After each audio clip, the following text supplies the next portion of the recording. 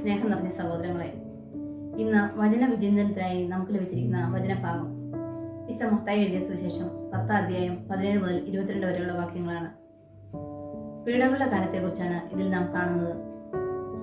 യേശു താൻ തിരഞ്ഞെടുത്ത 12 ശിഷ്യന്മാരെ പ്രേക്ഷിത ദൗത്യത്തിനായി നിയോഗിക്കുന്നു. അവിടുന്ന് അവർക്ക് പാപങ്ങൾ മോചിക്കുവാനും പിശാചുക്കളെ ബഹിഷ്കരിക്കുവാനും മരിച്ചവരെ ഉയർപ്പിക്കാനുള്ള അധികാരം നൽകി. അവരുടെ പ്രേക്ഷിത യാത്രയിൽ നേരിടേണ്ടി വരുന്ന പീഡകളെക്കുറിച്ച് ഒരു മുന്നറിയിപ്പ് നൽകുന്നതാണ് ഈ വചനഭാഗത്ത് നാം കാണുന്നത്.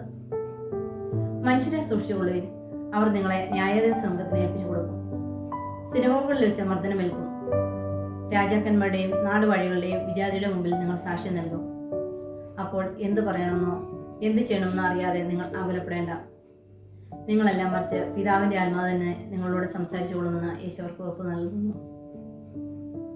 യേശുവിൻ്റെ നാമത്തെ പ്രതി സർവ്വരാലും നിങ്ങൾ രക്ഷിക്കപ്പെടും. പിതാവ് പുത്രനെതിരായും സഹോദരൻ സഹോദരനെതിരായും മക്കൾ മാതാപിതാക്കളെ എതിർക്കുകയും അവരെ വധിക്കുകയും ചെയ്യും. അവസാനം വരെ സഹിച്ചു നിൽക്കുന്നവൻ രക്ഷ പ്രാപിക്കും. യേശുവിൻ്റെ കുരിശുമരണത്തിലും നാം കാണുന്നത് പാപിയല്ലാതിരുന്നിട്ടും ഒരു കുറ്റവാളിയെപ്പോലെ പീഡകളേറ്റ് കുരിശുമരണം കൈവരിച്ച് അവിടെ നമുക്ക് നിത്യജീവൻ പ്രദാനം ചെയ്തു. നമ്മുടെ ജീവിതയാത്രയിൽ നമ്മൾക്ക് നേരിടേണ്ടി വരുന്ന പ്രയാസങ്ങളിലും സങ്കടങ്ങളിലും തളർന്നു പോകാതെ കർത്താവിനെ വിളിച്ചപേക്ഷിക്കുക. അവിടുന്ന് മാത്രമാണ് നമ്മുടെ അഭയസങ്കേതം.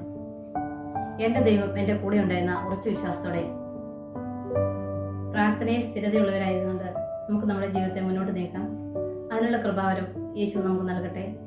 എല്ലാവർക്കും നല്ലൊരു ദിവസം ആശംസിക്കുന്നു.